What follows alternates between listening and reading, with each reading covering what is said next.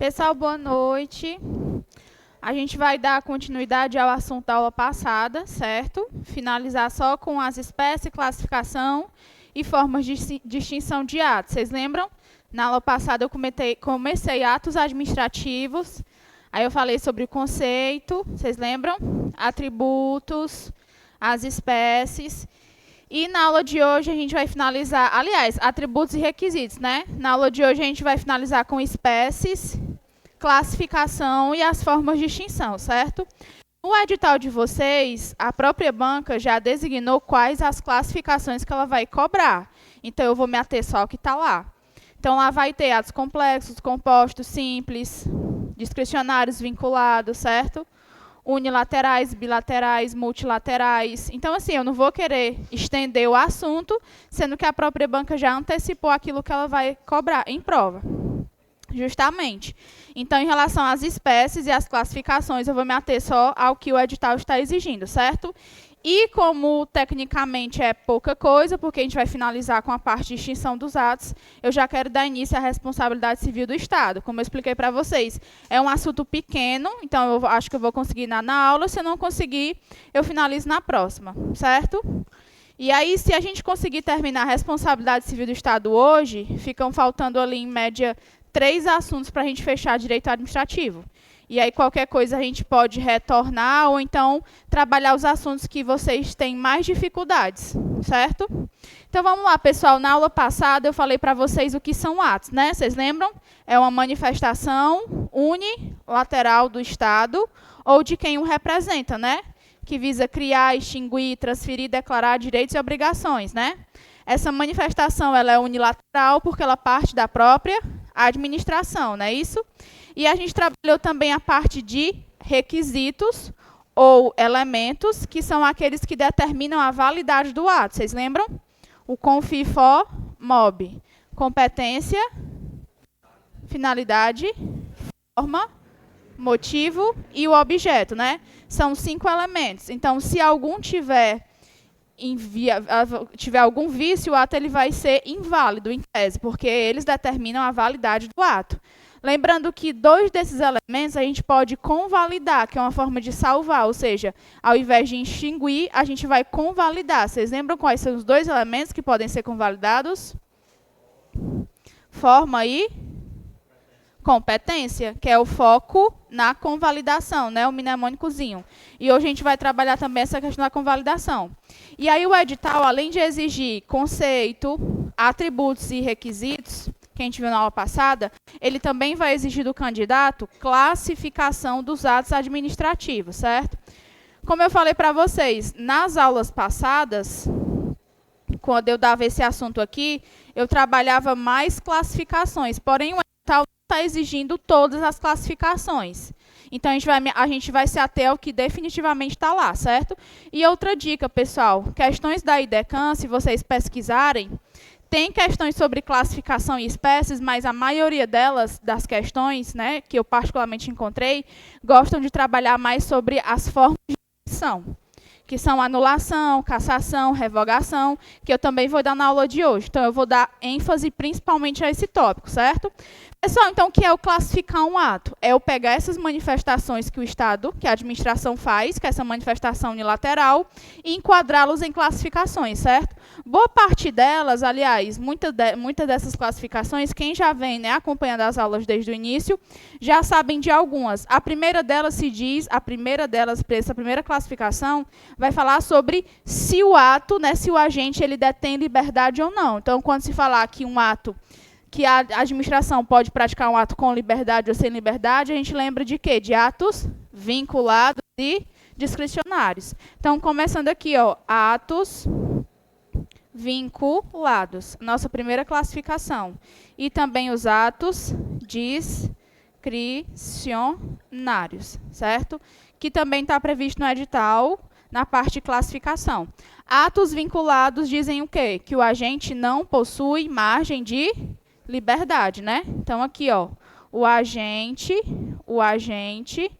não possui margem de liberdade.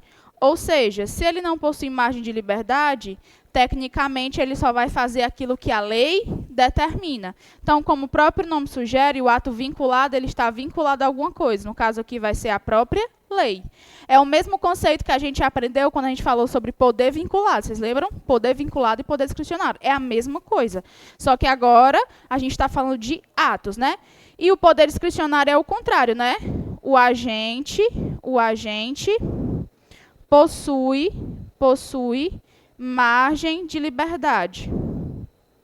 Margem de liberdade. Então, nesse caso agora, a própria lei, ela confere liberdade para o agente atuar. Como eu falei para vocês, né? Nem o legislador consegue visualizar todas as situações que vocês vão lidar no dia a dia, né? Então, por isso, a própria lei garante que em determinadas situações o agente atue com essa margem de liberdade. O ato discricionário, assim como o poder discricionário, ele é baseado em 2 critérios. Vocês lembram quais são? Conveniência e oportunidade. Conveniência e oportunidade. Ou seja, toda vida que falar que a administração está atuando com discricionariedade com um ato que é discricionário, ela está falando que o agente atuou com liberdade e que ele atuou observando esses 2 critérios, né? Então, é aquilo. Qual é o momento conveniente e oportuno? Será que eu faço dessa ou daquela forma? Toda vida que o agente tem a opção de escolha, ele está praticando o quê? Um ato discricionário. Lembrando que, assim como o poder discricionário, o ato discricionário, ele também não é um ato ilimitado. Então, essa discricionariedade aqui, ó, ela é limitada. Não é porque eu tenho liberdade de atuação que eu também vou fazer aquilo que eu bem quiser e que eu bem entender. Tranquilo? Essa classificação aqui, pessoal, é uma das mais fáceis de ser identificada em questão. Você pega uma questão de múltipla escolha, de ato vinculado discricionário, se falou que o agente tem a opção de escolha, discricionário. Se falar que ele não tem, vinculado. Se falar que o agente só vai fazer o que está na lei, vinculado. Se disser que o agente possui a opção de escolha, margem de liberdade, discricionário. Às vezes não diz isso, mas diz assim, o agente está atuando com conveniência e oportunidade. Se é conveniente e oportuno, é discricionário. Tranquilo? Pronto.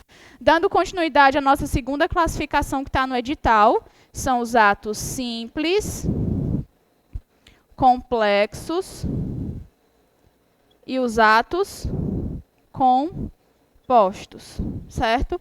Esse aqui vocês vão precisar de um pouquinho mais de atenção, porque ele cai bastante em prova e geralmente costuma confundir o candidato, certo? Aqui, pessoal, a gente vai observar o número de vontades que são suficientes para formar. Se eu digo que um ato ele é simples, é porque eu tenho a manifestação de uma única vontade, certo? Então, aqui, ó, no ato simples, é a manifestação de uma vontade. Então, a gente só tem um único órgão, uma única autoridade que vai tratar, que vai manifestar aquela vontade. Então, por exemplo, quando vocês passam um concurso e forem nomeados, o ato de nomeação, ele é feito por uma única autoridade, então é a manifestação de uma única vontade, certo? Qualquer ato onde a manifestação de um único agente ou órgão seja suficiente para aquele ato existir, a gente está falando de um ato simples, certo? Só que esse ato simples é uma manifestação de uma única vontade, não é de um único agente. O que eu quero dizer? Que essa única vontade, ela pode partir tanto de um órgão singular, quanto de um órgão colegiado. Ou seja, aqui no singular a gente tem um único agente. Então, por exemplo, quando você é nomeado pelo governador do estado, é um ato simples singular. Um único agente fez a sua nomeação. Agora, quando a gente tem a decisão de algum órgão que é composto por 3 agentes, eles vão se unir e vão decidir sobre aquilo ali, mas a partir daquilo ali vai sair o quê? Uma única vontade. Então, mesmo que esteja 3 agentes dentro daquele órgão, a manifestação de vontade ela é única, então é um ato simples, certo? Instaurado um processo licitatório, a comissão vai decidir sobre o andamento do processo, eles vão se reunir, vão fazer uma atazinha, pronto. Aquela ata é a decisão de todos por mais que sejam 3 agentes distintos, a manifestação ela é única. Então, é um ato simples, porque a manifestação ela é uma, certo? Uma vontade. O complexo e o composto, eles são parecidos por quê? Porque aqui ó, existe a manifestação de 2 ou mais vontades. Então, aqui, ó, de certo modo, serão mais de uma vontade, seja no complexo ou seja no composto. Manifestação de 2 ou mais vontades. Então, tecnicamente, aqui ó, vão ter 2 agentes ou 2 órgãos diferentes, por exemplo, que vão manifestar a vontade para formar um ato. Então, é como se um ato ele precisasse de algum outro para existir, de alguma outra vontade. Qual vai ser a diferença? No complexo, pessoal, essas 2 vontades aqui, ó, elas vão se unir, né? Então, essas 2 vontades aqui, elas vão fundir, elas vão se unir, e essa fusão vai formar um único ato só. Outra característica que vocês vão encontrar em prova, quando falar do ato complexo, é porque essas 2 ou mais vontades, elas vão partir de estruturas diferentes. Então, é como se um órgão pertencesse a uma pessoa jurídica e outro órgão pertencesse a outra pessoa jurídica que não fazem parte da mesma estrutura hierárquica. Então, por exemplo, não são subordinados, as 2 vontades vão se fundir e vão formar o ato. Eu vou já dar um exemplo. Isso, pronto. Então, nesse caso aqui, ó, essas 2 mais vontades, né? Vou colocar aqui, ó. São manifestadas por órgãos ou agentes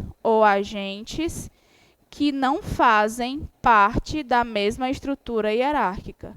Que não fazem, que calor, da mesma estrutura hierárquica. Então, vamos lá. Quando a gente falou sobre organização da administração pública, eu expliquei para vocês o que era administração direta e indireta, não expliquei? Expliquei para vocês que dentro de uma pessoa jurídica podem ter vários órgãos. Dentro de um órgão, a gente pode ter diversos agentes que trabalham naquele órgão. Então, se você chegar hoje numa secretaria, você vai encontrar um secretário e várias pessoas que estão subordinadas àquele secretário, certo? Ok? Pronto. Então, aquilo, por exemplo, é uma estrutura. Quando eu falo de um ato que é complexo, eu estou falando de alguém que praticou um ato, mas para que esse ato ele realmente passe a existir, precisa da manifestação de outro órgão ou de outra autoridade. Só que esse outro órgão ou outra autoridade não faz parte, ó, eles não fazem parte da mesma estrutura hierárquica. Então, o exemplo que vai cair na sua prova, se porventura vier, certo? É no caso aqui, ó, a concessão de aposentadoria, certo? Vamos imaginar no caso que você é um servidor, certo? Do Estado do Ceará, foi aprovado para a Polícia Penal. Você cumpre os requisitos para a aposentadoria voluntária, idade mais tempo de contribuição, certo? O Estado do Ceará ele tem um instituto de previdência próprio, então vocês vão contribuir para um regime de previdência próprio, não é o INSS. E aí, quando você entra com o seu requerimento de aposentadoria, aquele Instituto de Previdência ele vai analisar e vai dizer que está tudo ok. Mas, para que haja a concessão da sua aposentadoria, o Tribunal de Contas também tem que se manifestar. O Tribunal de Contas do Estado do Ceará, ele faz parte do Instituto de Previdência do Estado do Ceará? Não, são 2 órgãos que não têm nada a ver um com o outro, certo?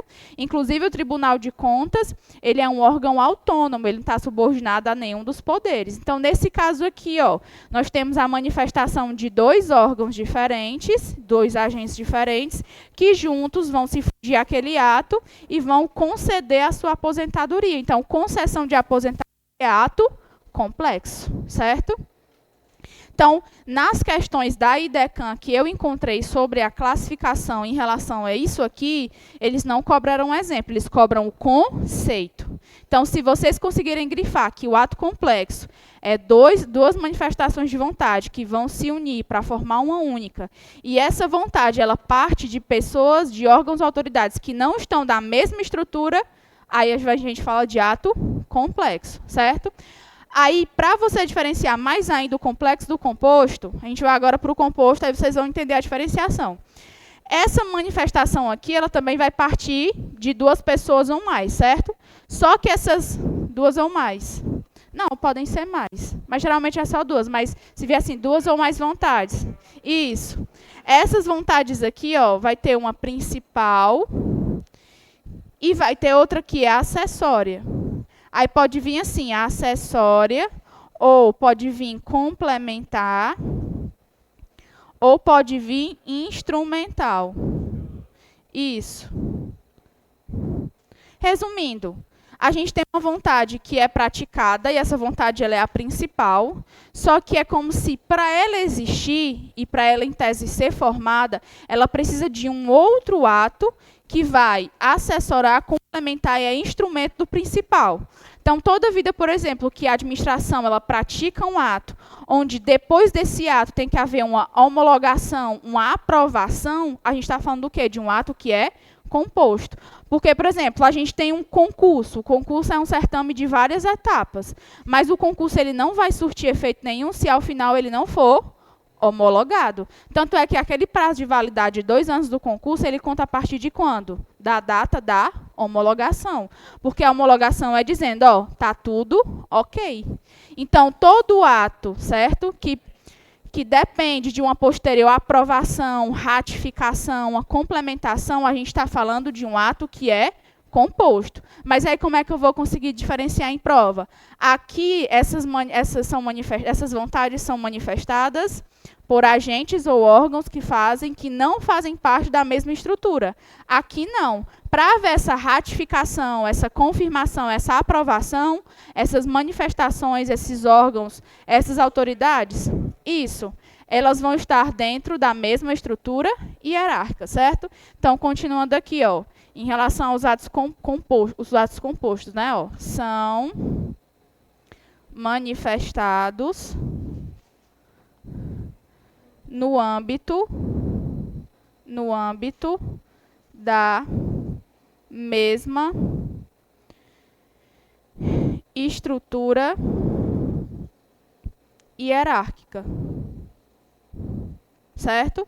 Então, toda vida que, por exemplo, vinha que vai precisar de uma posterior aprovação ou ratificação, ratificar é confirmar, né? Ratificação ou homologação, a gente está falando de um ato que é composto, certo? Então, em prova, como é que eu vou diferenciar na parte conceitual, que é o mais importante para a IDECAM? É nessa questão, que ela sempre vai dizer, ó, no composto existem 2 atos. Um principal, e às vezes ela não coloca, ela também pode colocar o termo, tá aqui já, acessório.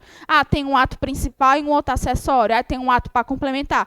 Percebam que eles não vão se fundir, se unir, como se fosse um complexo. É como se existe um principal, que é a chave, mas que, em tese, para ele surtir todo o efeito, ele precisa de alguém para complementá-lo. E a gente enquadra como composto, certo? Se vocês em casa resolverem muitas questões sobre isso aqui, e aí eu oriento que sim, certo? Porque é resolvendo questão que a gente começa, né, a entrar na mente, vocês vão perceber que a maioria das bancas, incluindo a IDECAM, elas trabalham nesse ponto. Sempre quando falar de composto, quando caiu ali uma questão de múltipla escolha, que às vezes já está ali bem cansado, mas falou assim, tem um principal, pronto, falou, tem um principal e tem um acessório, não tem para onde correr, ato composto, certo? Tranquilo? Pronto. A outra classificação, posso apagar ali?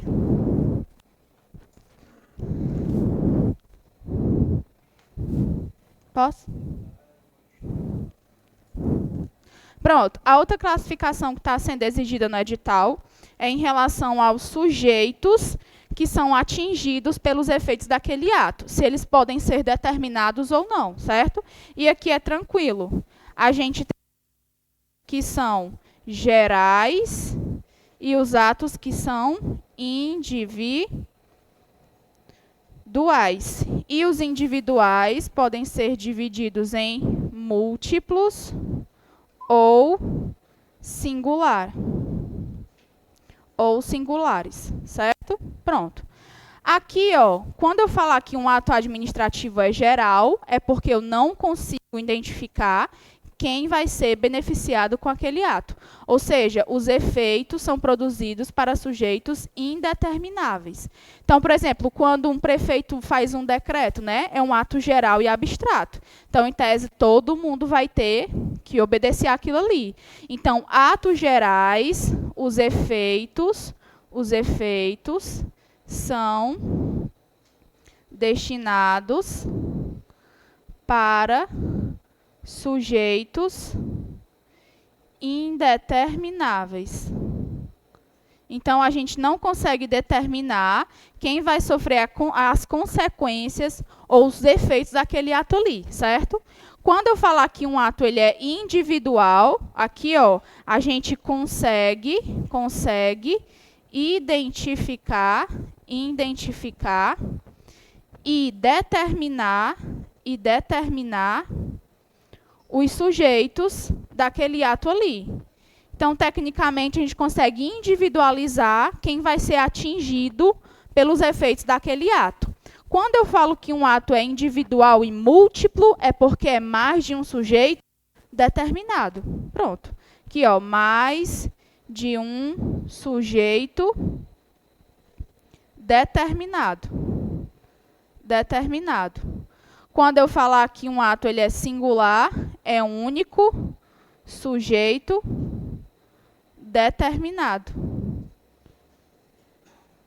Então, por exemplo, vai sair a convocação agora para a realização do TAF. Eu consigo identificar quem são as pessoas que vão fazer essa etapa do concurso? Consegue. Então, a gente enquadra como individual. E, geralmente, é lançado o quê? Uma lista com pessoas. Então, é um individual múltiplo.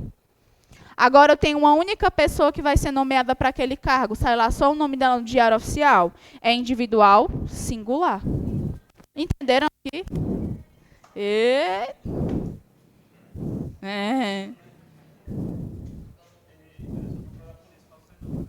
Ixi, aí todo mundo se ajeitar.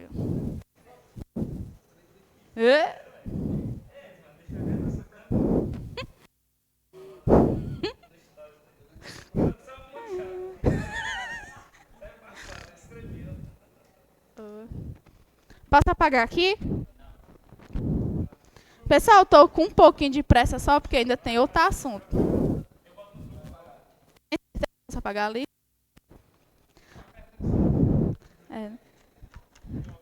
Quando eu pergunto, eu tô assim, eu posso apagar? Tá apagando.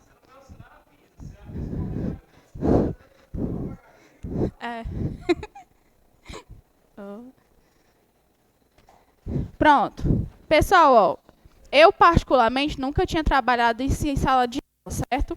Mas no edital de vocês está exigindo uma outra classificação que vão falar de atos que são unilaterais, bilaterais e multilaterais, certo? Tá mais ou menos assim no edital de vocês. Unilateral, bilateral e unilateral. Bi e multilaterais.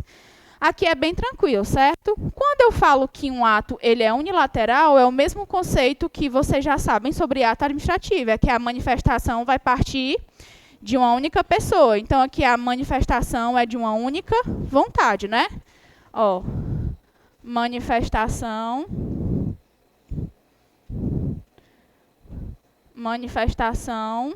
Parece o conceito de ato simples, né? Quanto à formação.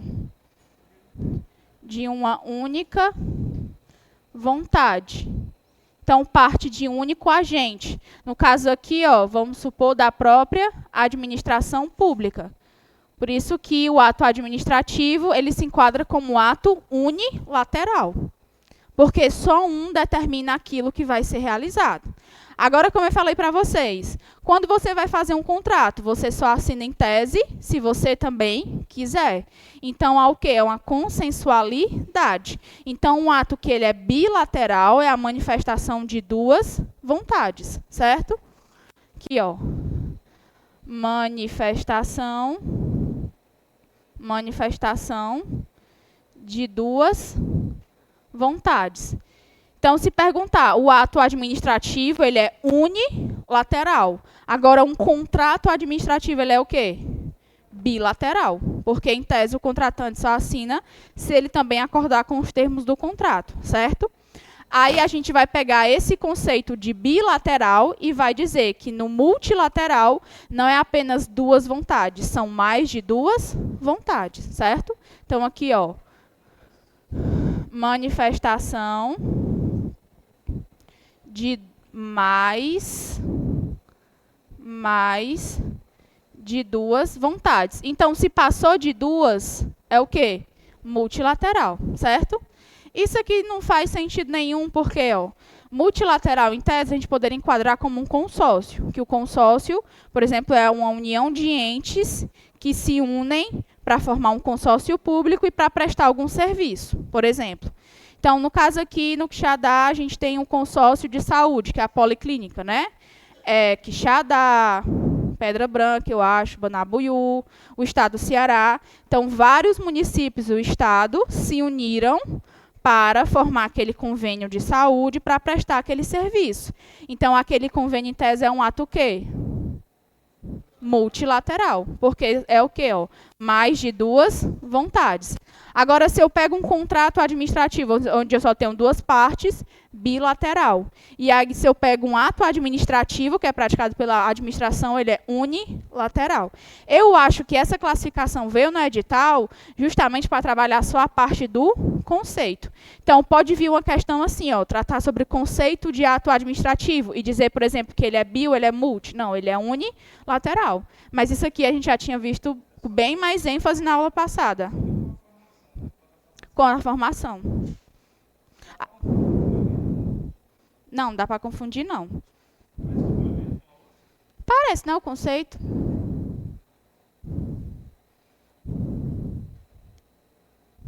É porque um ato simples, em tese, ele também vai ser a manifestação de uma única vontade, né? Todo ato administrativo é unilateral. Porque por mais que sejam duas vontades diferentes, mas mesmo que partam de dois órgãos, sempre cada um vai ser unilateral. Então, só como exemplo aqui, pessoal, a gente tem contrato como bilateral e multilateral, só como exemplo, consórcio.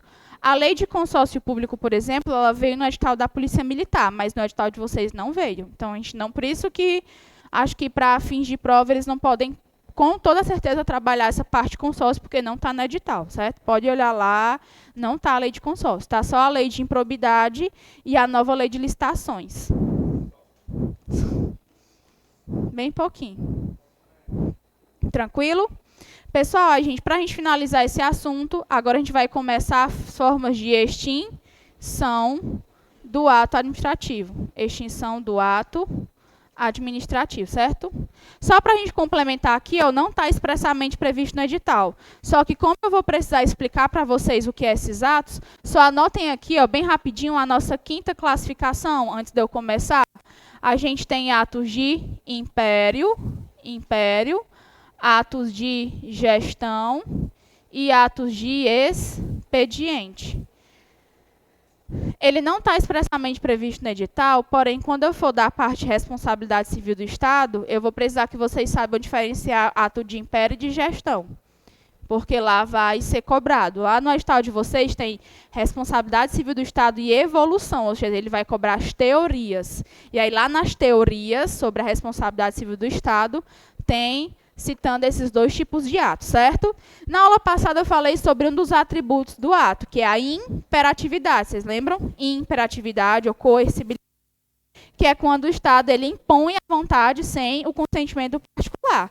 É o mesmo conceito parecido.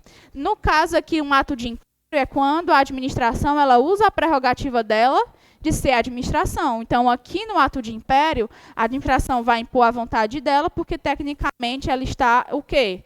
Acima do particular. Então, aqui no ato de império, a administração se utiliza das suas prerrogativas de ser a própria administração pública, certo? Então, aqui nos atos de império, ó, a administração pública se utiliza de suas prerrogativas. Ou seja, ela é a administração pública, então aqui, ó, ela vai ser dotada, a administração, ela vai ter o quê, ó? Superioridade. Geralmente, os atos de império são visualizados nesses atos que a administração pune o particular. Novamente, ninguém quer ser punido, mas ainda mesmo sem querer, você vai ser punido. Os atos que ensejam punição pela administração são considerados atos de império. A administração dotada de superioridade, então ela vai estar num patamar acima do particular, ela vai determinar aquilo que tem que ser feito. Pronto, império, é só você lembrar. Império é alguém que está no poder, logo a administração está vamos assim dizer, num patamar de superioridade, ela vai impor a vontade dela.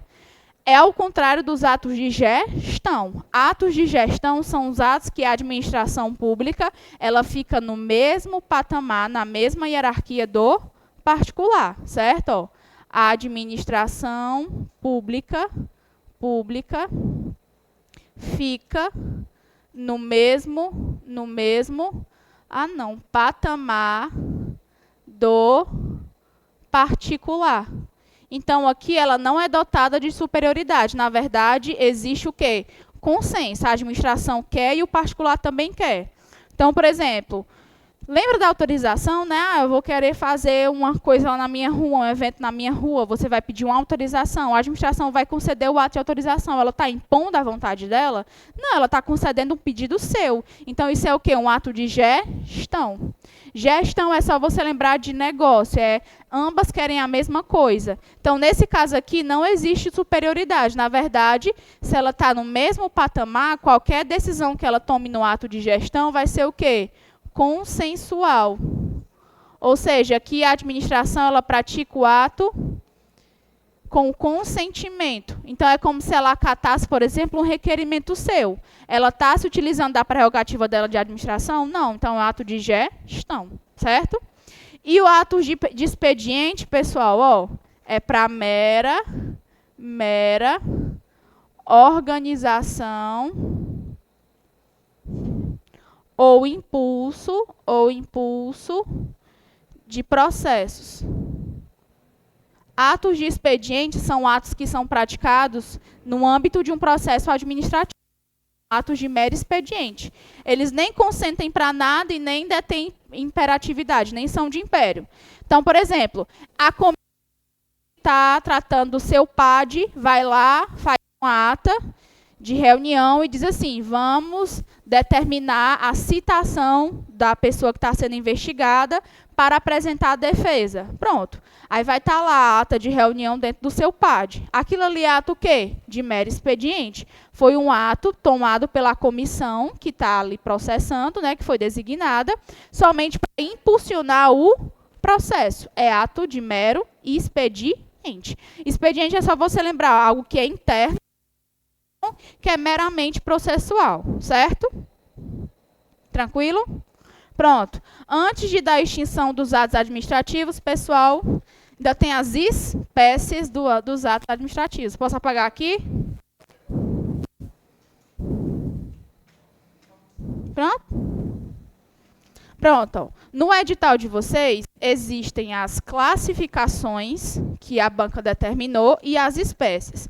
As espécies a banca não especificou, mas são somente 5, tá bom? E eu também já dei em sala espécies. Então, uma coisa é as espécies, outra coisa é as classificações. Pessoal, eu vou fazer um favorzão para vocês, certo? Essa parte de espécies dos atos administrativos, o que é que as bancas geralmente exigem? quais são as 5 espécies, igual que se eu estivesse cobrando quais são os 5 elementos, e saber o que cada um é. Então, por exemplo, você vai perguntar, a portaria é um ato negocial, punitivo, originatório, normativo, enunciativo, certo? Geralmente pode vir assim a questão.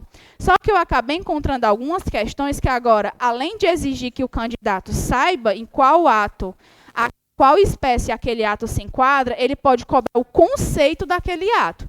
Por exemplo, o que é uma portaria, o que é um memorando, o que é um ofício, certo? É muita coisa. É como se eu tivesse que passar 2 aulas explicando isso aí. Eu, particularmente, nem sei o conceito de todos, certo? Então, o que é que eu vou fazer? Eu tenho um material meu próprio, e aí eu vou disponibilizar no grupo, até o final da semana, só com os principais atos administrativos dessas espécies, e aí, quando vocês tiverem um tempinho, vocês vão dar uma lidinha e dar uma grifadinha, certo? Tarefa de casa. Aí fica com consciência de cada um, né? A gente tem 5 espécies de atos administrativos, que é o famoso NOEP, né? A gente tem atos que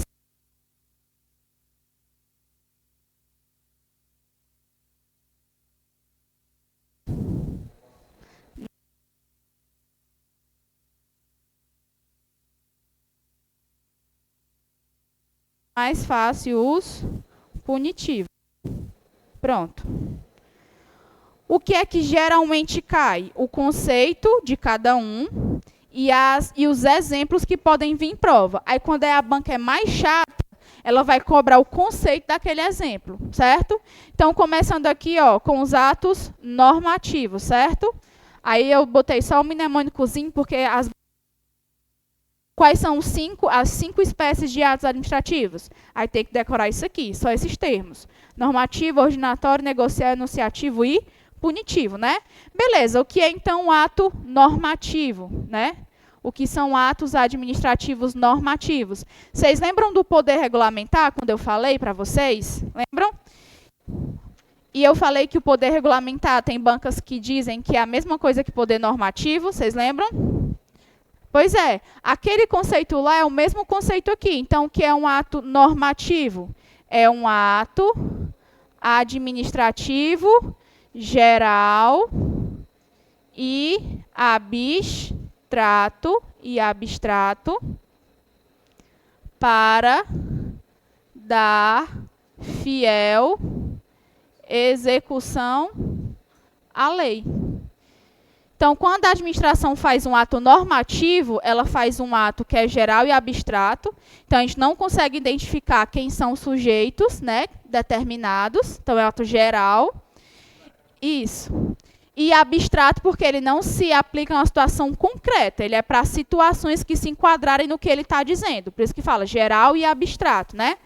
Aí, quando a banca, geralmente as questões vinham, era cobrando justamente os exemplos, que é decreto, regulamento, um regimento que a administração fizer, certo? Uma deliberação,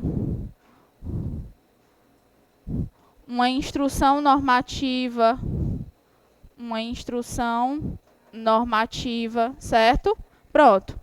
Esses exemplos aqui, ó, podem vir em prova. Então, a banca vai cobrar exemplos de atos normativos, certo? Os principais são esses. Mas aí, quando a banca é mais chata, eu já encontrei questões sobre isso, ela vai, por exemplo, cobrar qual o conceito de decreto, que é uma instrução. Ou então, ela joga o conceito no enunciado da questão e bota as alternativas. Isso é o quê? Uma portaria, um aviso, uma resolução, um ofício, certo? Então, eu vou fazer assim com vocês. Eu vou colocar os exemplos e aí eu mando esse material esquematizado que eu tenho, tá bom? Depois, a gente tem os atos ordinatórios, né? Ordinatórios. O que são os atos ordinatórios? É só vocês lembrarem que atos ordinatórios só se aplicam no âmbito interno da administração. Então, por exemplo, isso. Então, por exemplo, um ato normativo é um ato, por exemplo, um decreto, ele só é específico para a administração? Não, ele é para todo mundo. Um ato ordinatório, vocês vão lembrar o quê? De organização interna. Então, são atos que tratam sobre a organização e o funcionamento interno da administração pública. Então, por exemplo, eu vou determinar aqui como é que vai ser a escala dos agentes. Então, eu vou fazer o quê? Um ato ordinatório.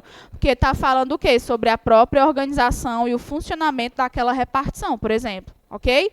Então, nesse caso aqui dos atos ordinatórios, pode vir uma portaria. É normativo. Um ofício, um despacho, certo? Uma ordem de serviço.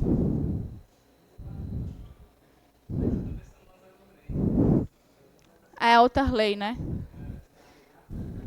Então, vamos lá, pessoal. Esses exemplos aqui, são os que mais caem em prova acerca dos atos ordinatórios. Dando continuidade, a gente tem os atos negociais. Negociais lembram o quê? De negócio. Negócio só é, vamos assim dizer, pactuado quando duas pessoas querem, né? Então, o ato negocial é quando a administração consente para que o particular faça, execute ou se utilize de algum bem. Então, nos atos negociais, a administração pública, ela consente para a prática de um ato pelo particular, de um ato ou de um serviço ou para a utilização de um bem. Então, por exemplo, atos negociais, quando a gente trata dessa espécie aqui de atos, aliás, dessas classificações que eu dei, se enquadra o quê? Como um ato de gestão. Porque num ato negocial, a administração está consentindo. Então, tecnicamente, o particular ele pode fazer um requerimento, uma solicitação, e vai ser algo consensual. Então, dentro dessa classificação, os atos negociais eles se enquadram como atos de gestão. Porque, tecnicamente, ambos querem a mesma coisa. A administração, ela vai ser consensual, ela vai consentir para que o particular faça ou execute ou utilize de algum bem. Então, por exemplo, aqui nos atos negociais, a gente tem a autorização. A gente tem a licença. A gente tem a permissão. A gente tem a homologação. A gente tem a aprovação. E a gente ainda tem a admissão. Então, tudo aqui, a administração, tecnicamente, ela está concordando com alguma coisa, certo? Pois é isso que eu estou dizendo. Até então, as questões que vinham era só cobrando os exemplos. Aí, de vez ou outra, agora sim, eu vou ser bem séria, da IDECAN eu não encontrei, certo? Mas aí a gente vai esperar o quê de uma banca dessa, né? Que vive, enfim, que cobrou, na época da Polícia Civil, o pacote anticrime estando suspenso. Enfim, a gente tem que esperar o pior. Então, é isso que eu vou fazer para vocês. Eu tenho um material que fala o conceito, basicamente, de todos eles. Eu vou ter que decorar tudo, eu vou ter que saber de tudo? Não, eu posso grifar lá os principais. Então, por exemplo, aqui, na autorização, geralmente eles gostam de fazer a diferenciação de autorização para licença. Na autorização, aqui, é um ato administrativo, né? Unilateral, precário e discricionário. Primeiro, se é ato administrativo, então vai ser unilateral. Por que é precário? Porque a administração ela pode revogar aquilo ali a qualquer momento. Uma autorização não dá o direito subjetivo de você fazer aquilo ali para o resto da sua vida. Então, por exemplo, se você tem uma autorização... Se você tem autorização para botar suas mesas do seu barzinho numa praça pública, aquilo ali você vai ter o direito adquirido de utilizar aquilo ali para sempre? Não, primeiro que é um bem público. E segundo que a autorização ela é precária. Então a administração ela pode conceder no dia e no outro ela vai lá e diz, não, tá bom, acabou a brincadeira, não quero mais que você bote aí. Certo? E ela vai ser discricionária por quê? A administração ela é obrigada a conceder que você bote, a autorizar que você bote as cadeiras lá? Não. Então é por conveniência e oportunidade dela. Então é um ato discricionário. Diferente da licença. Do quê? Do enunciativo. Pronto. Aqui também vai ser ato administrativo unilateral, já que a licença é ato administrativo, só que ela não tem precariedade. Se você enche os requisitos para ter uma licença para alguma coisa, a administração ela é obrigada a conceder. Então, a licença é ato vinculado, certo? Então, você tem licença para dirigir, licença para construir alguma coisa, licença para fazer um serviço. Pronto, aquilo ali você conseguiu porque você comprovou para a administração que está apto a fazer aquilo ali. A administração vai poder te negar aquilo? Não, porque é um direito seu. Entendeu? Entenderam aqui? Dando continuidade, pessoal. Só quase finalizando enunciativo e punitivo, né? Os punitivos... Imagino que vocês já saibam quais são. E agora os enunciativos, né? Enunciativos e os punitivos.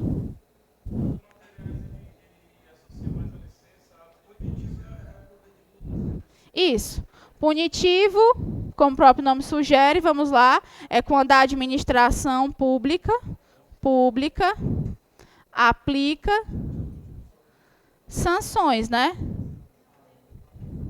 Então, todo ato que, de certo modo, seja uma sanção, seja para um particular ou seja para um agente público, ela fala de um ato punitivo, certo?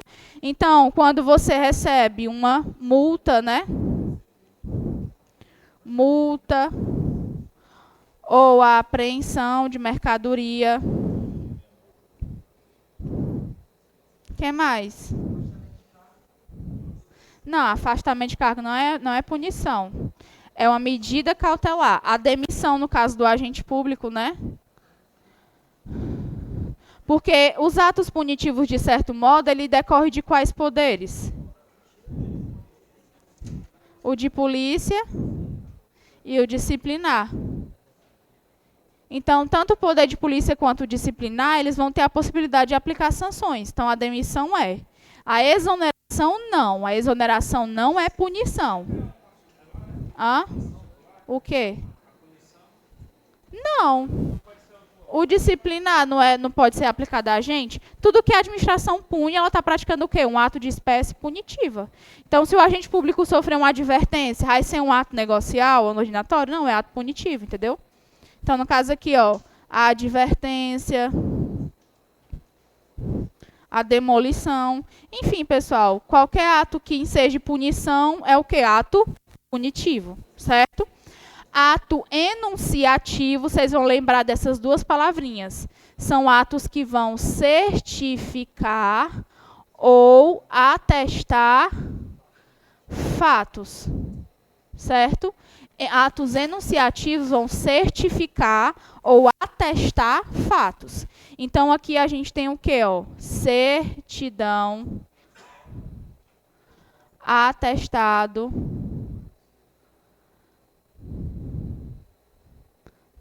e tem também as apostilas. Certo? Então, nesse caso aqui, a administração... você chega lá, passou, tem a etapa lá de você comprovar que você está apto a assumir aquele cargo, né? Que não tem nenhuma acusação contra você. Então, se você pedir uma certidão, vai certificar um fato. Certifique, deu fé para todos os fins de direitos que não consta, que nada consta em nome de fulano de tal, na primeira vara criminal de Quixadá. Certifique, deu fé que não tem... Aí tá lá, certifique, deu fé que fulano de tal responde aos seguintes. Enfim. Tudo que for certificar, atestar, se vier em prova, está falando de ato que é enunciativo. Então, vamos lá, pessoal. Em prova, o que é que vem cobrando? Não confunda, uma coisa é a classificação, que eu já fizei, e essa aqui são as espécies, certo? Vitória, um ato, em tese, ele pode se enquadrar numa classificação, numa espécie? Sim. Ó, a autorização, ele é um ato negocial e dentro da classificação é um ato discricionário. Entenderam? Um regimento ou um decreto, por exemplo, ele é um ato normativo e na classificação ele é um ato geral, porque ele é para todo mundo, certo? Entenderam? Se a administração, se o prefeito for fazer um decreto, ele vai fazer da forma que ele bem entender? Não, ele tem que seguir os ditames da lei. Então, o decreto ele é normativo e dentro da classificação ele é vinculado. Entendeu? Uma coisa não exclui a outra. Entenderam? Tranquilo? Agora, pessoal, para ser bem sincera com vocês, esse assunto é importantíssimo, mas nas questões da IDECAM, que é a banca que a gente está batendo em cima, sem sombra de dúvida, o que ela está cobrando nos últimos concursos é as formas de extinção do ato administrativo, que é o que a gente vai começar a partir de agora. Então, se você jogar questões sobre a IDECAM, atos administrativos, as formas de extinção é o que ela está exigindo mais dos candidatos, certo? Se ela vai mudar isso na prova de vocês, isso eu, infelizmente, não posso responder, ok? Mas a gente vai focar mesmo, a partir de agora, nas formas de extinção. Finalizamos formas de extinção, eu já começo responsabilidade civil do Estado, ok? Posso apagar ali? Posso?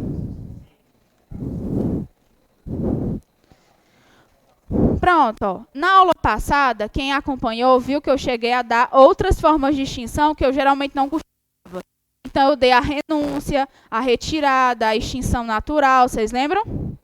Quando há perda do objeto. Enfim, quem viu na aula passada sobre ato sabe que eu dei esse assunto. Só que, para nossa alegria, o edital está expressamente dizendo quais são as formas de extinção que ele vai cobrar. Então, está lá, anulação, revogação, cassação, que são as principais, certo? Então, eu vou cobrar e me ater ao que está lá. E é o que geralmente todas as bancas cobram, certo? Então, vamos lá, pessoal. Agora, ó, extinção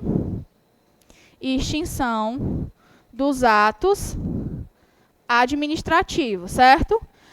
Nós temos várias formas de extinção do ato, mas as que estão no edital e as que efetivamente caem em prova, a gente tem o quê? A anulação, que está lá com bem muita ênfase, né? A revogação, não conheço. Alguém conhecer?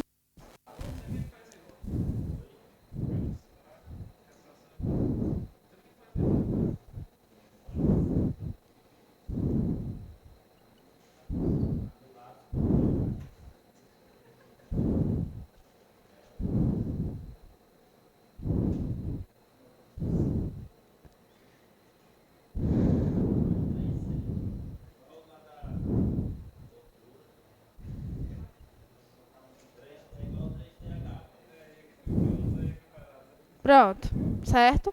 Além das formas de extinção, no final da aula eu vou falar sobre... No final não, quando eu finalizar aqui, eu começo a parte da convalidação, certo? Então, pessoal, no edital, ela está exigindo expressamente essas formas de extinção. Na verdade, lá no edital, são essas três primeiras aqui. Mas por que que eu vou dar essa aqui? Porque se cair esse termo na prova, vocês vão dizer, pelo menos saber diferenciar para, pelo menos, eliminar na hora da alternativa.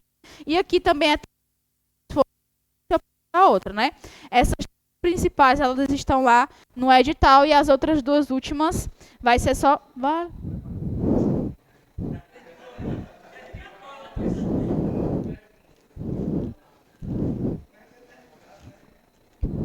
Pronto. Eu vou dar as duas primeiras espécies, né, de forma conjunta, porque elas que se diferenciam mais. Então, do lado eu tenho a anulação e do outro eu tenho a revogação, certo? Vamos lá, pessoal. Anulação. Na aula passada eu expliquei para vocês que a gente tem 5 elementos do ato que determinam a validade, com FIFO, MOB, né? E se tiver algum vício em algum desses elementos, tecnicamente o ato vai ser inválido, a mesma coisa que ilegal. Se o ato ele é inválido, ilegal, vai ser a única saída dele? A anulação, ser extinto. Então, a anulação vai ser a extinção de um ato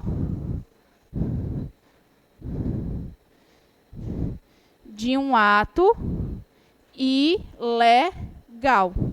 Se é ilegal é porque ele é contrário à lei. Então, o ato ele já nasce podre.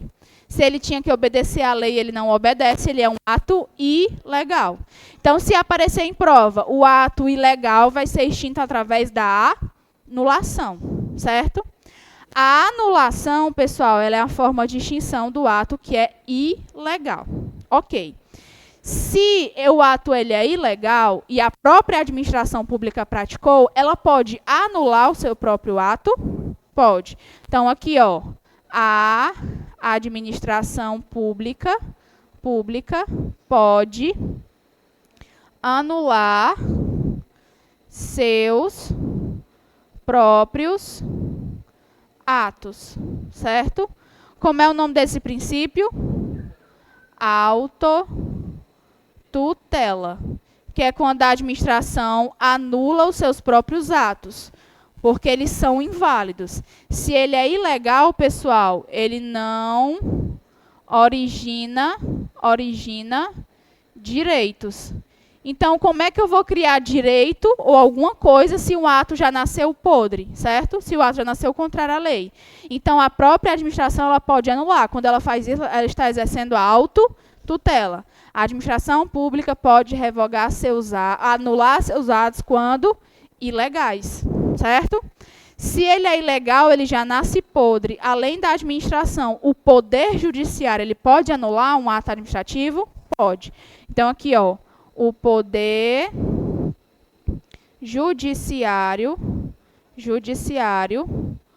pode anular os atos praticados pela administração pública. Certo? Só que qual vai ser a diferença aqui? Se o Poder Judiciário faz isso, ele não está exercendo a autotutela, porque a autotutela é um autocontrole. É quem faz, anula. Então, nesse caso aqui, ó, quando a administração pratica isso, a autotutela, ela pode agir de ofício, ou seja, quando ninguém perturba ela, ela mesma reconhece que errou, ou então ela pode ser o quê? Provocada. Então, sei lá, você administrativo é inválido e você faz um requerimento para ele ser anulado. Então, a administração vai lá e anula. Ela foi provocada para anular.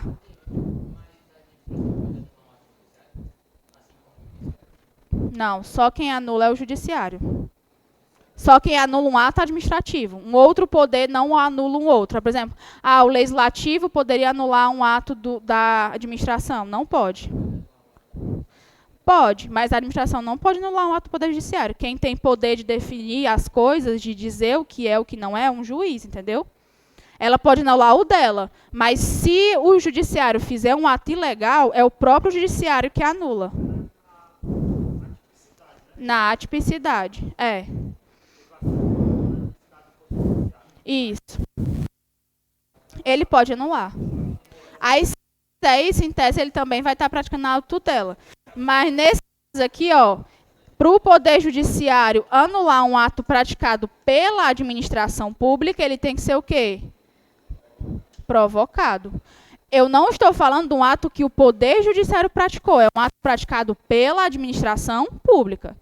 Então, o prefeito municipal praticou um ato administrativo que é dotado de legalidade. Ele mesmo pode reconhecer e anular. O que é isso? Autotutela. Se não reconhecer e não anular e nem for provocado, o Poder Judiciário pode anular um ato praticado pela administração? Sim, mas é mediante provocação. É o mesmo sentido, né? O juiz não vai ver alguém cometendo um ilícito, ele tem que ser ajuizado uma ação.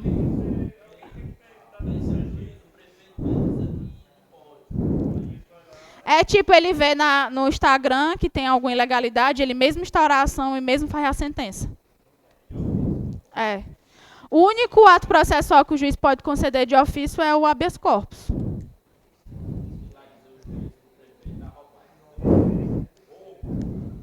Vocês entenderam aqui, pessoal? Isso aqui é tranquilo, né? Agora, o Poder Judiciário, ele pratica atos administrativos de forma atípica? Sim. Então, o juiz, ele pode praticar um ato administrativo? Pode. Aí, se ele está praticando um ato administrativo, ele está na função atípica, que é a função que não é do judiciário, né? Função atípica é algo que faz parte de outro poder.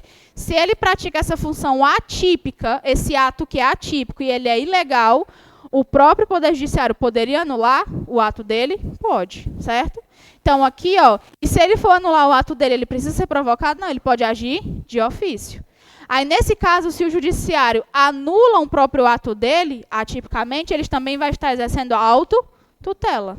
Vocês entenderam? Pronto. Na anulação, pessoal, a gente tem os efeitos que vão surtir a partir da anulação, certo? Ou seja, um ato administrativo, ele já nasce podre, ele já nasce contra a lei. Se ele já nasce contra a lei, então a gente vai ter qual efeito aqui? Ex tunc, ou seja, que os efeitos vão retroagir. Ou seja, se a administração concedeu umas férias indevidas a um servidor, você não adquiriu o período, você não contemplou o período aquisitivo de 1 ano e você ganhou férias. A administração concedeu as férias sem você ter completado 1 ano de serviço. E aí, quando ela percebe o erro, que você já recebeu o dinheiro, recebeu um texto constitucional, você sabia que estava errado e você continuou. Aí a administração concedeu o ato hoje, né? Daqui a 2 meses, ela percebe que, de fato, ela se equivocou. Aí, daqui a 2 meses, ela vai lá e anula. Aquela anulação, datada de 2 meses para frente, ela vai ser, os efeitos da anulação vão retroagir. Então, é como se aquele ato de concessão das férias não deveria existir. Qual a consequência jurídica disso? Além de você ser punido, né, porque, de certo modo, você também estava de má-fé, você vai ter que fazer o quê? Devolver o dinheiro indevidamente recebido. Por quê? Porque os efeitos vão retroagir. Então, o ato ele já nasce podre. Entendeu? Entenderam, pessoal? Pronto. Aí a banca vai perguntar também qual o prazo de anulação, né? Não, a má-fé, em tese, não exige devolução. Mas, pessoal, vamos lá. A gente sabe que para você tirar férias é muito... Não, mas a de você estando de boa fé, você não devolve, não. Pessoal, o prazo que a administração tem para anular é de 5 anos, certo? Só que esse prazo aqui, a banca vai perguntar, prazo decadencial ou um prazo prescricional? É um prazo decadencial. Decadencial. Não se preocupe que a banca não vai exigir, não, certo? Mas, por exemplo, diferente do prescricional, é um prazo que não suspende, não interrompe. Então, por exemplo, se o cara praticou um ato, né, ilegal, hoje a administração tem um prazo de 5 anos decadencial, sem interrupção e sem suspensão, para reconhecer a ilegalidade daquele ato e anular. Só que esse prazo de 5 anos é destinado, né, vai para os destinatários de boa fé. Vou dar um exemplo prático para vocês, certo? Chegou uma moça uma vez e disse assim, ó, eu era servidora do estado do Ceará, como professora, e também como passou por um cargo aqui que se enquadrava como técnico, e aí poderia acumular, professor mais técnico e científico, né? E aí ela pegou e apresentou a documentação aqui, tinha compatibilidade de horários, e ela ficou nos respectivos 2 cargos, né? Se a administração aceitou a documentação dela, então ela tecnicamente descobriu, não, né? Ela foi pela adesão da administração, se aceitar, justamente, já que a Constituição pode, enfim. E aí, 20 anos depois, a administração foi lá e reconheceu alguma ilegalidade, né? Primeiro, ela estava de boa fé, né? Então, o prazo de 5 anos já tinha sido ultrapassado. Então, nesse caso, não poderia abarcar a situação dela. Agora, se soubessem que ela sabia que não podia tomar posse naquele cargo, poderia passar 50 anos. Ela ainda poderia ser responsabilizada, sim, e ainda ia ter que escolher um dos cargos e ainda poderia ser condenada a devolver os valores que ela recebeu do outro cargo indevidamente. Então, esse prazo aqui de 5 anos, ele é aos destinatários de boa-fé. Lembra, no edital de vocês, tem assim, ó, atos administrativos. Aí, dentro do tópico de atos administrativos, tem lá, processo administrativo, certo?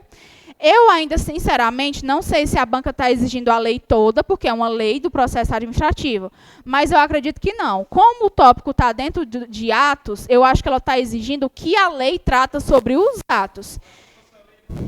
Isso, justamente. Ou então ela teria mencionado lei do processo administrativo, como ela fez nos outros editais. Então, pode ser que ela esteja exigindo, porque esse prazo de 5 anos, por exemplo, está lá. Está lá o prazo de 5 anos, de quando é contabilizado. Ó. No caso aqui, esse prazo de 5 anos é contados da prática do ato. Não, é da prática. Então, tecnicamente, se houve a concessão das férias hoje, pronto, a partir de hoje começa a contar o prazo decadencial. Pessoal, é pegadinha de prova. Eles trocam o termo decadencial por prescricional. É errado. É decadencial. É, sim. Outra observação, tá? Pessoal, no caso das férias do servidor, ele pode ser punido de certo modo? Pode, né? Se ele tiver de má fé. Então, tá, a gente também tem que fazer uma investigaçãozinha. Mesmo que o ato ele seja reconhecidamente ilegal, para que a administração pública ela venha anular, ainda assim ela tem que garantir o quê? O contraditório e a ampla defesa, certo? Então, a anulação ela exige o contraditório e a ampla defesa, certo? O contraditório e a ampla defesa, ok? Beleza, qual vai ser a diferenciação aqui com a revogação? Se na anulação eu revogo a extinção de um ato ilegal, na revogação é ao contrário, a extinção de um ato legal válido. Então, o ato ele está todo ok, ele está de acordo com a lei, ele é legal para todos os fins, mas simplesmente ele não interessa mais para a administração. Resumindo, né, ó, não interessa para a administração pública. Então, tecnicamente, o ato está lá, perfeitinho, tudo ok, está de acordo com a lei, mas simplesmente a administração não quer mais que ele perdure, certo? Isso. Então, nesse caso aqui, ela vai analisar os mesmos critérios do poder e do ato discricionário. Qual é? Conveniência e a oportunidade. Certo? Pessoal, ó, quando a gente falar em anulação, se a gente está falando de um ato que é ilegal, qual o critério do ato que a gente vai verificar? A legalidade. Então, se o ato ele é legal, ele permanece válido, e aí a gente não vai extinguir. Agora, mesmo o ato pode ser legal e válido, e ainda assim ele não interessar mais. Nesse caso, se ele não interessar mais, a gente revoga. Então, a revogação, ela não analisa a legalidade do ato. Ela vai analisar o que a gente chama de mérito. O mérito é justamente onde tem a liberdade da administração. Então, o mérito é o quê? É onde a administração ela vai agir com a liberdade que ela tem. Então, é a critério dela extinguir ou não aquele ato. Ah, o ato é legal, é válido para todos os fins. Ah, beleza, mas eu não vou deixar ele permanecer. É o quê? Revogação. Entendeu? Então, tipo assim, o ato para todos os fins, ele está totalmente válido e eficaz. Só que a administração não quer mais permanecer com ele. Isso é o quê? Revogação. Então, na revogação, a gente analisa um mérito. Na anulação, a gente analisa o quê? A legalidade. A legalidade, certo? Então, nesse caso aqui, ó, a administração ela vai se basear nos critérios que ela tem, né, que detém a liberdade, com conveniência e oportunidade, para dizer se quer ou não que aquele ato permaneça existindo. Nesse caso aqui, ó, a própria administração pode revogar seus atos? Pode? Pode, né? Ó, a própria administração pública pode revogar seus atos, certo? Então, a própria administração, justamente. Então, nesse caso aqui, se ela pode revogar, isso é o quê? Autotutela. Se ela pode fazer isso, ela pode estar exercendo a autotutela. O Poder Judiciário pode revogar? Não. Então, aqui é diferente, ó. O Poder Judiciário, justamente, não pode revogar atos praticados pela administração pública. Pela administração pública. Justamente porque o Poder Judiciário só analisa a legalidade. O Judiciário não pode intervir na liberdade da administração de decidir se ela quer ou não permanecer com aquele ato existente. Então, aqui, ó, o Judiciário não pode revogar, certo? Ah, mas ele vai ser provocado para isso. Se ele for provocado, o juiz vai logo extinguir a ação. Eu não posso interferir na liberdade da administração pública. Isso é questão de mérito e não de legalidade. Agora, se o judiciário praticar um ato administrativo, ele pode revogar o ato dele? Pode. Ele não pode revogar o ato de outro poder, ou de outro órgão, ou de outra pessoa jurídica. Ele pode revogar o que ele fez. E se ele revogar o que ele fez, ele também vai estar agindo o quê? Com autotutela. Entenderam? Tem certeza? Bora lá aqui, ó. Em relação aos efeitos, né? Quais os efeitos da revogação? Ex nunc, né? O Nzinho é de não retroage. Retroage. Então, se for revogado um ato hoje, é a partir de hoje que ele não mais existe. Aquilo que foi feito anteriormente, desde a prática do ato, permanece válido e ok para todos os efeitos. Então, simplesmente, ele não vai retroagir. Ele é a partir da revogação para frente, certo? Pessoal, existe prazo para revogar? Não, certo? Até porque é uma liberdade da administração. Já que o ato é legal e válido para todos os efeitos, não vai precisar de um prazo para a administração ir lá revogar. Até porque isso é critério o quê? De conveniência e oportunidade. Ela pode analisar qual o momento mais oportuno para ela simplesmente determinar que aquele ato seja revogado, certo? Agora, todo ato administrativo pode ser revogado? Não. Não podem ser revogados, certo? Existem atos administrativos que não podem ser revogados. O primeiro deles são os atos vinculados. Um ato é vinculado porque ele tem que ser praticado de acordo com a lei. Então, tecnicamente, eu vou extinguir um ato que é vinculado? Não, porque ele já foi praticado nos termos que a lei determina. Então, ato vinculado não pode ser revogado. Ato vinculado pode ser anulado? Pode. Porque um ato vinculado, em tese, ele pode descumprir a lei. Então, tecnicamente, ele deixaria de ser vinculado. Um ato discricionário pode ser revogado? Pode, o que não pode ser anulado. Um ato discricionário pode ser anulado? Pode. Lembra que a discricionariedade, né, a liberdade? Agora, imagine que o agente usurpa dessa liberdade. Então, ele usa uma liberdade que é ilimitada. Nesse caso, pode haver anulação do ato discricionário? Pode. O vinculado pode ser anulado. O que não pode ser revogado, o que não pode ser... O vinculado dele não pode ser revogado. Entendeu?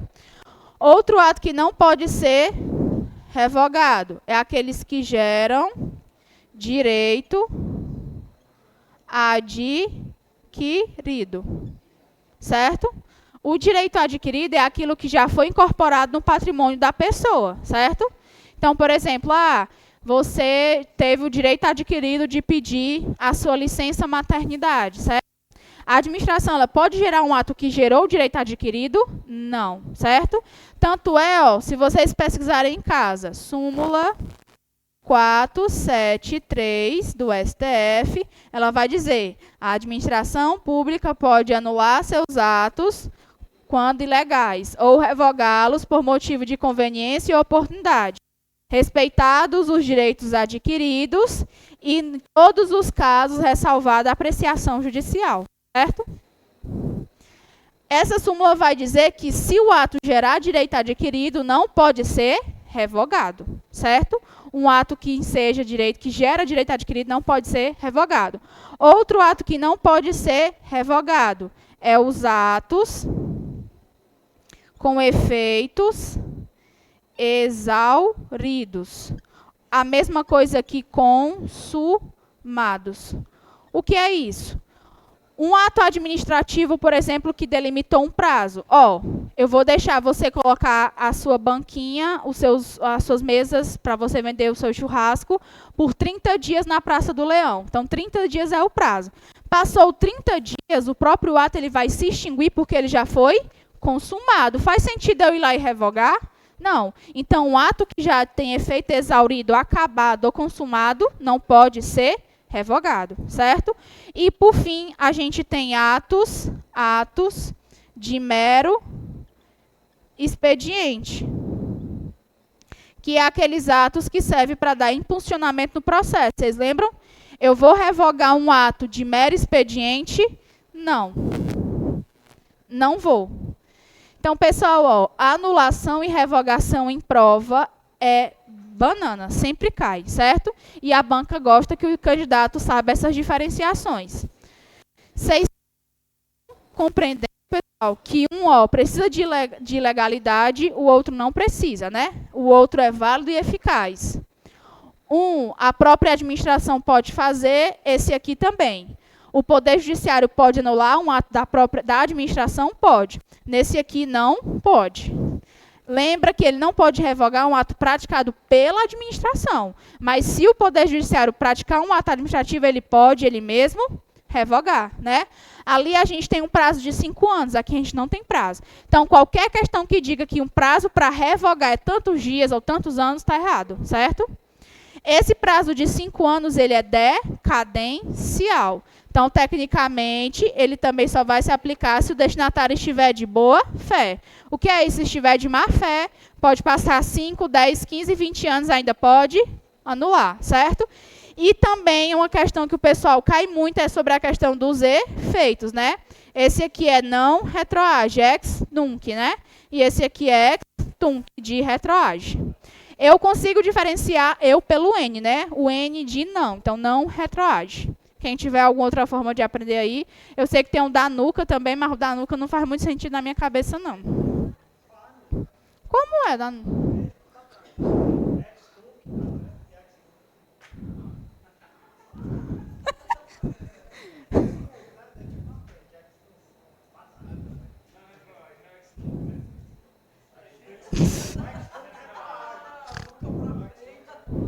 Ah, tá.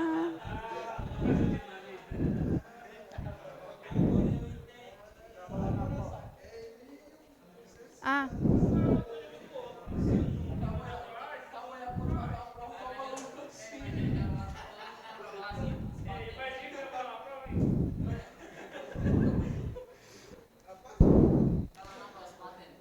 É. Pessoal, só uma observação logo aqui, né? Ó. O que é convalidação, que eu expliquei na aula passada, é uma forma de eu fazer que um ato que seja ilegal permaneça em vigência, permaneça a existir. Então, imagine que o ato ele foi praticado de forma ilegal. Se ele é ilegal, ele teria que ser anulado, né? Só que aqui na convalidação é uma forma de atribuir permanência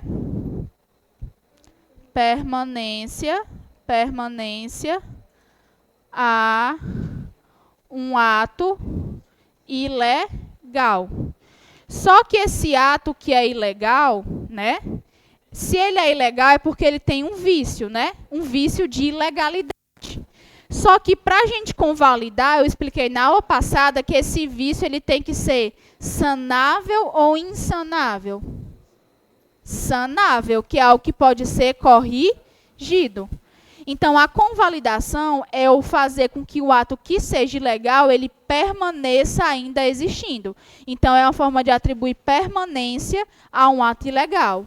Só que esse ato, por mais que seja ilegal, a gente tem que considerar que o vício dele é sanável, ou seja, pode ser corrigido. Aí, na aula passada, eu falei para vocês quais são os dois elementos que podem ser corrigidos do ato. Forma e competência. Então, aqui, ó, somente a forma e a competência podem ser convalidadas. Ou seja, os únicos dois elementos do ato administrativo que podem ser corrigidos, convalidados, é a competência. Então, por mais que eu um ato que a forma não era aquela, eu posso ir lá e convalidar? Sim. Por mais que eu pratique um ato e não seja o sujeito competente, eu posso convalidar? Mas lembram das duas exceções que eu coloquei? Se a forma for essencial para o ato, não pode convalidar. Se a competência for exclusiva, não pode convalidar. Eu não vou complementar, porque isso já... Quem anotou tudo direitinho vai ver. Então, forma e competência, por isso que tem, né, o mnemônico, foco na convalidação, que é a forma e a competência. Então, para eu convalidar um ato, primeira coisa, quais são os requisitos, né? Ó, o primeiro já está ali. Requisitos. O primeiro deles é que o vício tem que ser sanável.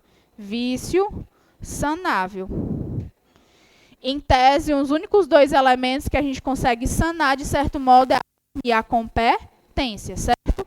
Além disso, ó, a convalidação não pode, esse ato, né, que vai ser convalidado, não pode trazer prejuízos para o interesse público. Pronto. Então, em relação à convalidação, certo, pessoal? O que é que vocês vão ganhar? Primeira coisa, ao invés de eu extinguir um ato, eu posso convalidar, que é como se eu fosse aqui, ó, corrigir, certo? Então, imagina só, um sujeito pratica um ato que não era da competência dele. Aí, o que de fato é competente, ao invés de extinguir, vai lá e ratifica, confirma. Então, assina embaixo. O que foi que ele fez? Ao invés de anular, ele foi lá e fez uma correção. Então, ele convalidou. Então, convalidar é eu atribuir permanência a um ato ilegal. A primeira observação é que esse vício, né, de legalidade, ele tem que ser sanável, que é um dos requisitos. Então, pode ser corrigido, né? Quais são os dois elementos do ato administrativo que podem ser convalidados ou corrigidos? Forma e competência. Então, para me convalidar, é vício sanável e não pode trazer prejuízos ao interesse público. Não pode. Então, se visualizar que aquela correção vai trazer algum prejuízo ao interesse público, se a banca colocar de forma, pronto, não pode ser convalidado. Ah, mas o vício é sanável, não interessa. Vai trazer prejuízo, não pode ser convalidado. Para a gente finalizar com chave de ouro, só caducidade, contraposição e derrubada. Aí a gente já começa o assunto da aula de hoje. Eita, que não pega...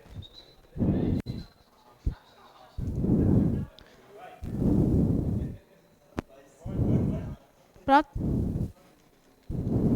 Que horas são?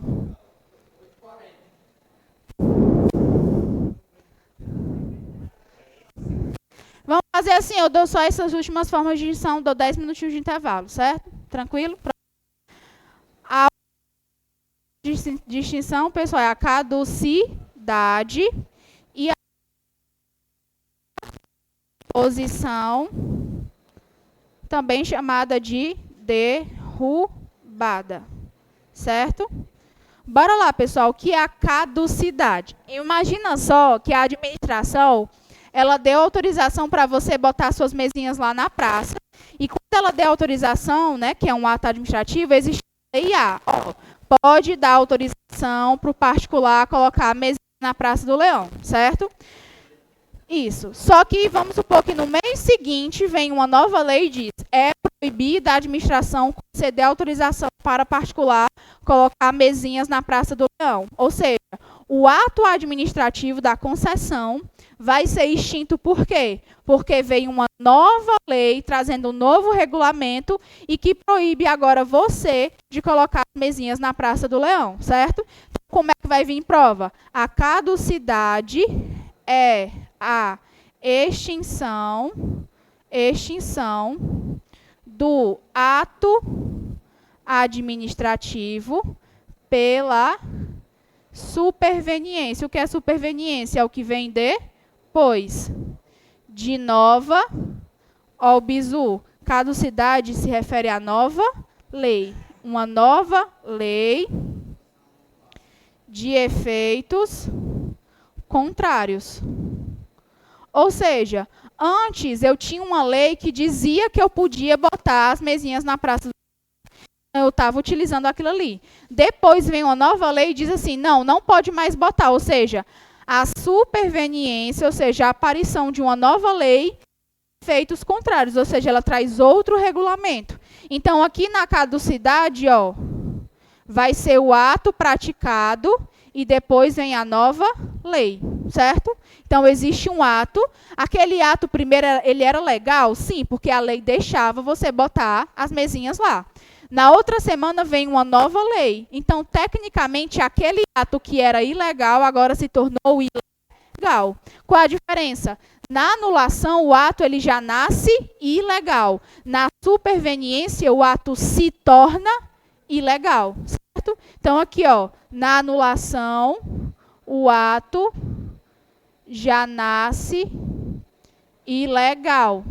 Na caducidade, o ato se torna ilegal, certo? Ah, eu pulei a cassação, mas daqui a pouco eu falo. E aqui na contraposição, é quase a mesma coisa, né? Ó, vai ser a extinção do ato administrativo pela superveniência. Agora vai ser diferente. Não é nova lei, vai ser de novo ato de efeitos contrários. Então, vamos lá. Ó. Se aqui eu tenho uma nova lei, aqui eu vou ter um novo ato. Então, aqui vai ser o quê? Ato versus ato. Exemplo, né? Se eu num dia nomeio uma pessoa e no outro dia eu exonero, o que é? A exoneração vai extinguir a nomeação. Entenderam? Ou seja, eu tenho um ato e depois veio outro ato. Contraposição derrubada. Eu tenho um ato e depois vem uma nova lei, é caducidade, certo? Qual o bizu aqui, ó? Na anulação, o ato já nasce ilegal. Na caducidade, ele se torna, porque a lei ela aparece depois. O ato ele nasceu ok, de acordo com a lei. Depois vem uma nova lei e diz, não, não pode. Então, o ato se tornou legal. Aqui, o ato ele estava ok, mas depois foi praticado um novo ato com efeito contrário ao dele. Então, se no dia eu faço a nomeação e no outro eu exonerar a mesma pessoa, a nomeação vai ser extinta por quê? Pela exoneração, porque ela tem efeito contrário. Se no dia eu aprovo uma coisa e no outro dia eu desaprovo, a aprovação ela vai ser extinta pela desaprovação, que é um ato de efeito contrário. Então, só a caducidade lembrar, vem uma nova lei. Na contraposição à derrubada, vem um novo ato. Entenderam? Hã? É. Posso apagar aqui?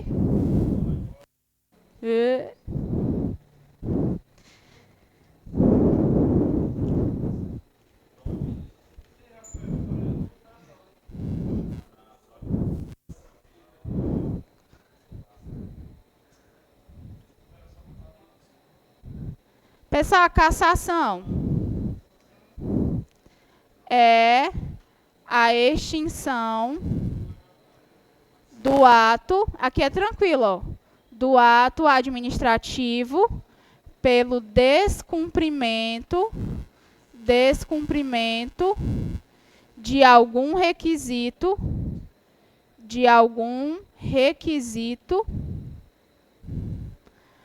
pelo beneficiário. Então, vamos lá. A administração praticou um ato, certo?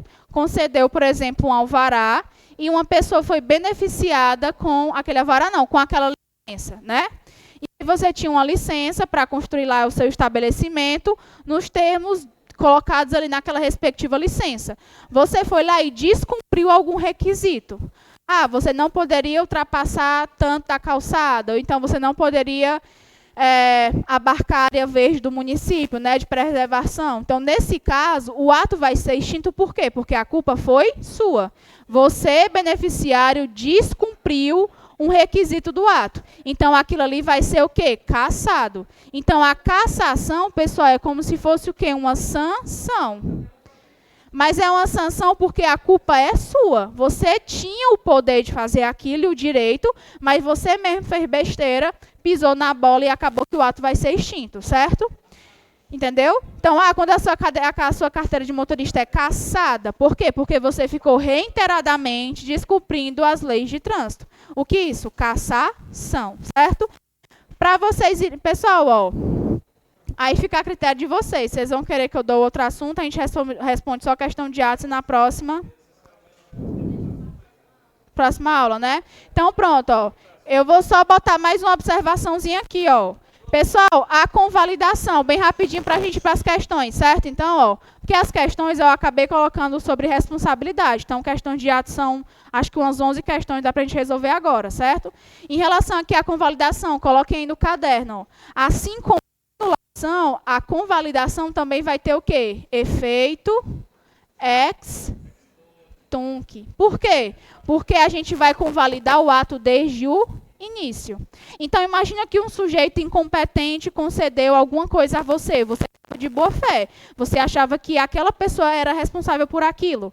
Aí vai lá e descobre que aquela pessoa não era competente. Você vai ser prejudicado com aquilo? Não vai. A autoridade que era a gente vai lá e corrige. Então, vai retroagir para, desde a data que foi concedido, permanecer válido. Então, é só lembrar, a anulação ex tunc, convalidação ex tunc, só a revogação que é ex nunc, certo?